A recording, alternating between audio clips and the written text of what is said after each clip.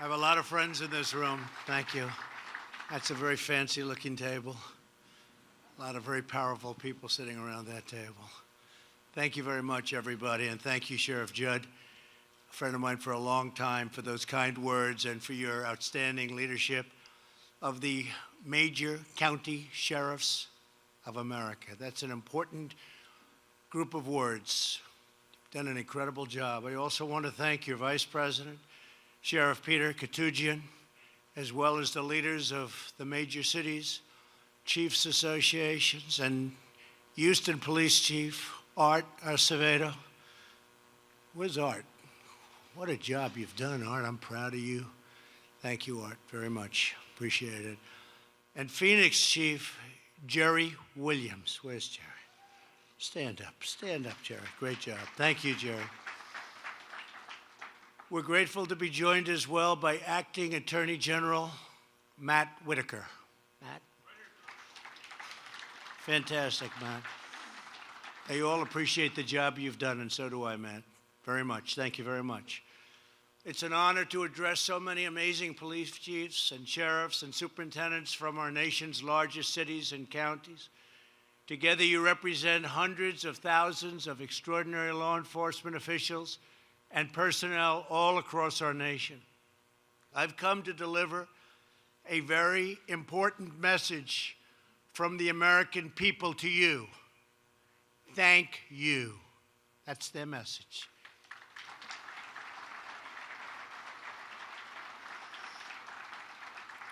And I think I have to say this, you have no idea how much the American people love and respect you.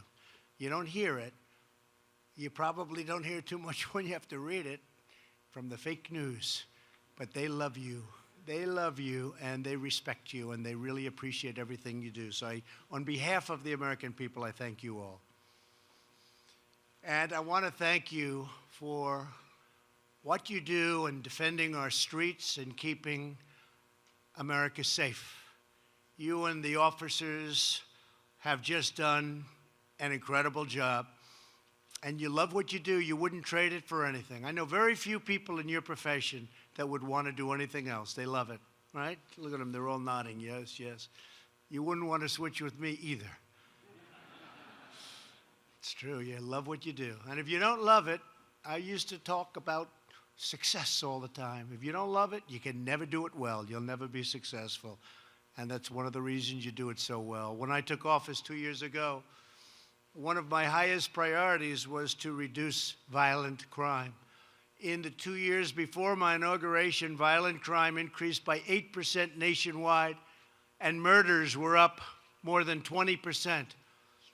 The cornerstone of our strategy is revitalizing one of the most effective crime reduction initiatives in history, Project Safe Neighborhoods.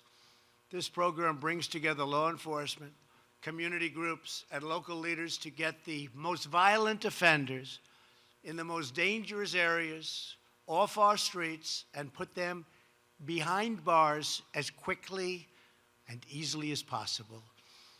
Last year, we secured $50 million in funding, Project Safe Neighborhoods, and I'm proud to announce that we are asking Congress for even more funding this year, and we'll get it. We've deployed nearly 200 new violent crime prosecutors across our country. In 2018, my administration prosecuted more violent criminals than ever before in the history of our country. And we've increased the average sentence for drug trafficking to its highest level in many years. Through the combined effort of everyone here today, violent crime is now going down for the first time in a long while. Murders in America's largest cities dropped by 6% compared to 2016. The police departments here today have provided us with new homicide data showing steep declines over the last 2 years, including an estimated reduction of 16% in New Orleans, 27% in Newark, and 30% in Milwaukee. That's great. 3 places, that's a great job you're doing in those 3 places especially. In my administration, We understand that reducing crime begins with respecting law enforcement. We will not tolerate smears or slanders or assaults on those who wear the badge and police our streets. In order to keep every American safe, we are making officer safety a top priority, unless you'd rather not have that. Unless you'd rather not have it. But if you want it, we're doing it.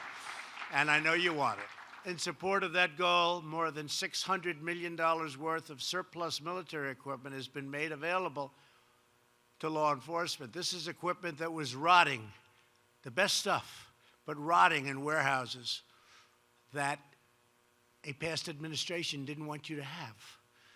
Someday they'll explain that one to me. I actually have heard the reasoning, but you're getting it, and it's come in droves. And as we get additional equipment, we send it out to our great police. When an officer is hurt, it is a wound inflicted upon our entire nation. In my administration, we strongly believe that criminals who murder cops should get the death penalty. Every day, our law enforcement officers risk their lives to defend the lives of others. 1 week ago, Milwaukee officer Matthew Ritter was murdered as he led a drug raid. Last night, NYP detective Brian Simonson tragically lost his life when he responded to an armed robbery. We grieve the loss of these great heroes. Our hearts go out to their families and to everyone in the NYPD and Milwaukee law enforcement community. We will never forget them. Tomorrow is also the one-year anniversary of the horrific Parkland shooting. We cannot imagine the sorrow and suffering the Parkland families have endured. Our entire nation mourns for the victims and their loved ones, and we pledge our unwavering resolve to work with the leaders in this room to secure our nation's schools and everywhere else. We enacted the Fix NICS Act and the Stop School Violence Act, which gives grants to schools and law enforcement to improve safety. My administration also formed a school safety commission that recently released its official report, which includes nearly 100 detailed recommendations that really work and really make sense, based on input from families, educators, mental health practitioners, and law enforcement. Now we must work together to turn these recommendations into reality. They're really good recommendations. A lot of common sense in those recommendations, and we need more common sense overall in our country. Nothing is more important than protecting our children. Today, I would also like to address an urgent and growing threat that impacts the safety, security, and well-being of every American family, the crisis on our southern border. So much crime comes in through our southern border. Illegal immigration provides a lucrative cash flow, to put it mildly lucrative, to some of the most dangerous criminal organizations on the planet. These deadly cartels flood our cities with narcotics that kill thousands of our citizens, ruin families. They use fear, intimidation, and violence to get their way, and they terrorize innocent communities on both sides of the border. There's only one moral course of action: to put these ruthless criminal cartels out of business, and out of business fast.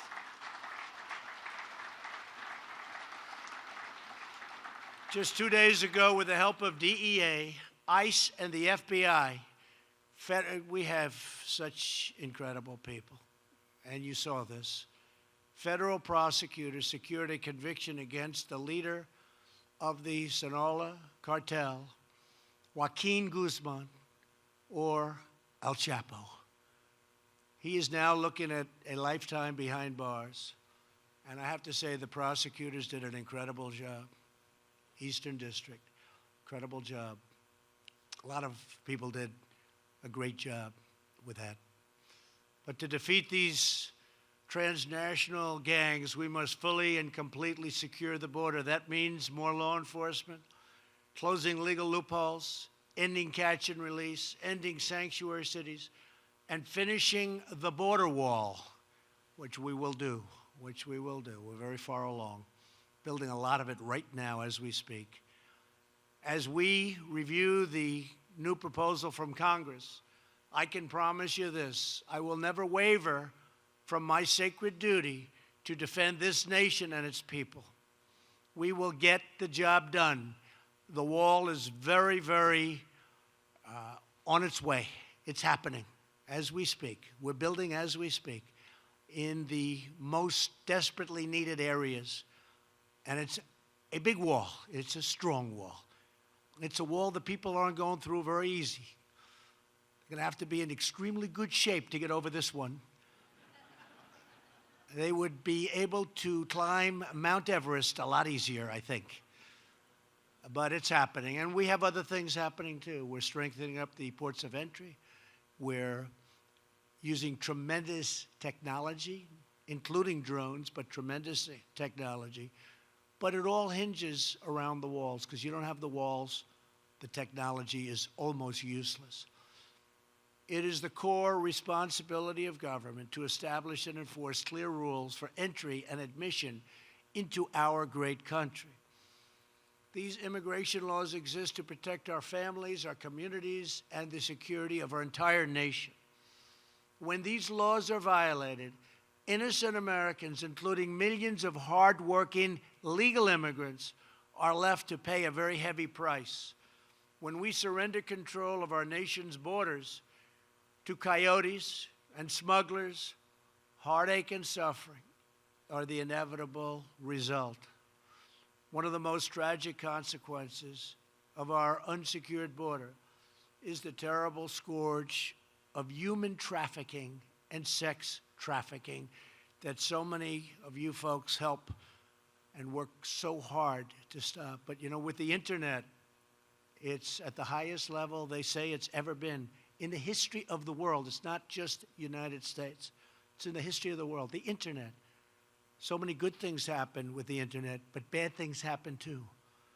We must use every resource at our disposal to stop this evil once and for all. The incredible patriots at Homeland Security are on the front lines of this vital effort. Every day, the courageous men and women of CBP are rescuing women and girls from trafficking, blocking deadly shipments of weapons and drugs, and tracking down and removing violent criminals who threaten our people. In the last 2 years alone, our brave ICE officers have made 266,000 arrests. Think of that. And these are arrests of criminal aliens, including those charged or convicted of approximately 100,000 assaults, 40,000 larcenies, 30,000 sex crimes, 25,000 burglaries, 12,000 vehicle thefts, and these are new numbers, brand new numbers, 11,000 robberies, 4,000 kidnappings, and 4,000 murders. 4,000 murders. Yet, despite their heroic public service, ICE and Border Patrol are subjected to relentless partisan attacks from those on an extreme edge of the political spectrum. It's called the radical left, and they're going further and further left all the time, and that's not good. It's not good for what you do. We condemn these attacks on law enforcement, and we salute the heroes who keep us safe. Uncontrolled borders not only endanger our communities, they endanger the men and women who protect our communities. America will never forget the heroes we've lost, like Corporal Ronell Singh, who was ruthlessly gunned down by an illegal alien on the day after Christmas. He left behind a wife and a beautiful 5-month-old son. I got to know his brother, and his brother's a fantastic young man who is totally devastated. Not one more American life should be lost because our nation failed to secure its borders. Every American in every community and from every walk of life has a right to live in security and to live in peace. That is my highest priority as president. And that is the sacred calling and noble mission of every leader in this room. Nobody does a better job. Here with us today is Sheriff John McMahon from San Bernardino, California. Ever since he was a young boy, John wanted to follow his great-grandfather's footsteps and become a law enforcement officer. In 1985, he started out as a patrol deputy. Today, John is the sheriff of San Bernardino County. We all remember the dark day in December of 2015 when terrorists opened fire at an office holiday party in San Bernardino. I've spoken about that often. These were people that worked in the office with other people. They thought they were all friends, but one day they came in shooting. Incredible. Immediately, John worked with the local police chief to respond. Their brave officers chased down the terrorists and brought their sinister rampage to a rapid end. Sheriff, we thank you and your officers for your service. I'd like John. Where's John? Where is John? Where's John? Come up here, John. Come up here. I don't know if we can get you past Secret Service, John, but we're going to try, right? Come on. That's great. That was a terrible tragedy. I remember it so well. Come up.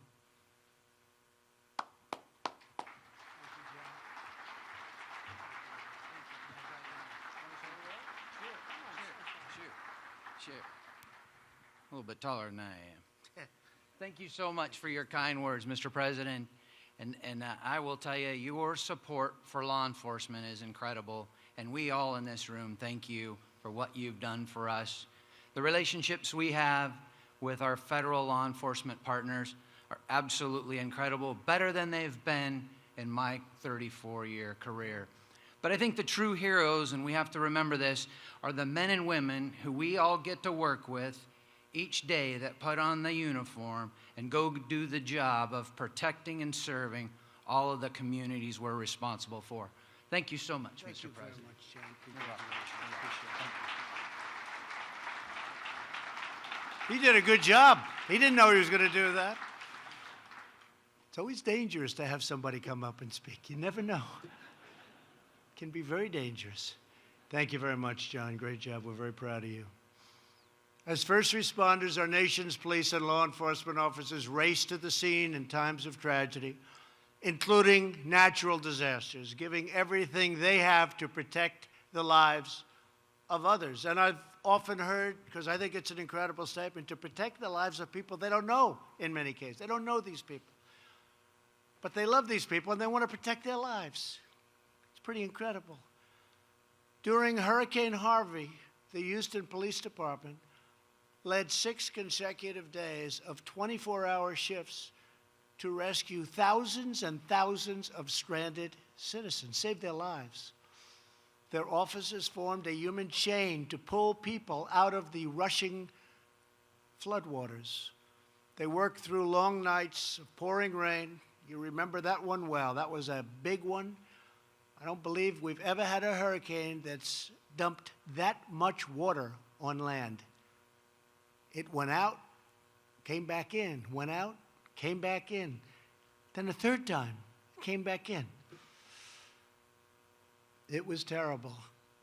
But using flashlights, ropes, small boats, and the Cajun Navy, that's what it was. It was incredible. Even though 650 officers had their own homes flooded, with their own families being in danger, they kept on serving and they kept on coming. And people gained even more respect for what you do. Earlier, I introduced Houston Police Chief Art Acevedo. Thanks, Art. Joining him today are 10 leaders. Come on, stand up, Art. Come on up here, Art. Get up here, Art. Come on. John, I think we'll have him up here too. What do you think? Okay? John says yes. Joining today are 10 leaders from the Houston Police Department. Executive Assistant Chief Tony Finner. Tony, where's Tony? Tony. Hello, Tony. Hi, Tony. Thanks, Tony. You have a good representative up here, Tony? Thanks. Assistant Chiefs William Dobbins, Wendy Bainbridge, and Larry Satterwhite. Commanders Michael Skillern, William Stanley, Darren Edwards, Milton Martin, Yasser Bashir, and Deputy Director Ann Spiegel. Come on up, get up here, right? I like these people. I feel very comfortable with these people. I feel very safe with these people. Come on up. Yeah, what do you say, son? To each of you, thank you for helping to save countless American lives, and I'd like to have you say a couple of words, please. Sure. You are spontaneous, Mr. President. I think you're off script here, but on behalf, on behalf of all of us that are up here, this is just, it just speaks as to, I think, the professionalism, the commitment of our men and women, but also our partnership with our federal partners. And we could not have survived that event without the Coast Guard, the FBI, the DEA, and all of our partners that came and supported us. So on behalf of all of us, thank you for the recognition, and thank you for spending time with America's chiefs and sheriffs. We really appreciate it. Thank you, Mr. President. Thank you. Thank you very much. Thank you very much. Back to work. Back to work. Right? Thank you. Thank you, sir. They just said back to work. That's true. Thank you very much. Every police and sheriff's department here today is a family, it's a team. You form an unbreakable bond that carries you through every challenge that comes your way, very dangerous challenges. From Phoenix to Philadelphia, from Austin to Atlanta, from Tulsa to Tampa, you prevent crime.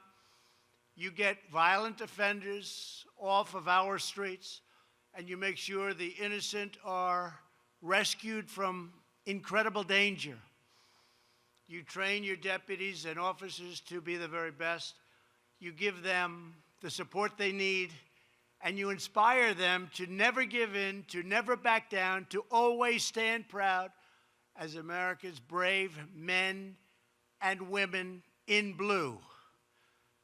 You represent the very best among us.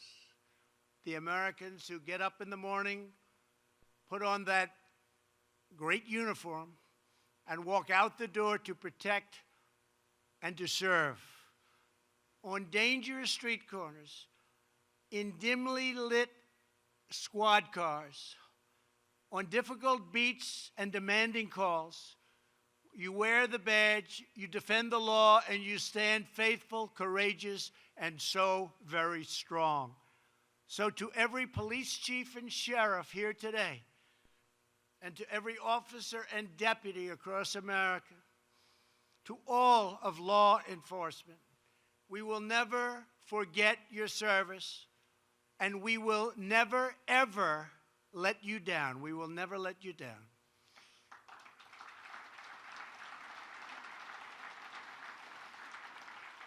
We greatly respect you, we love you, and we thank God for you each and every day. Thank you very much. God bless you, and God bless America. Thank you all. Thank you.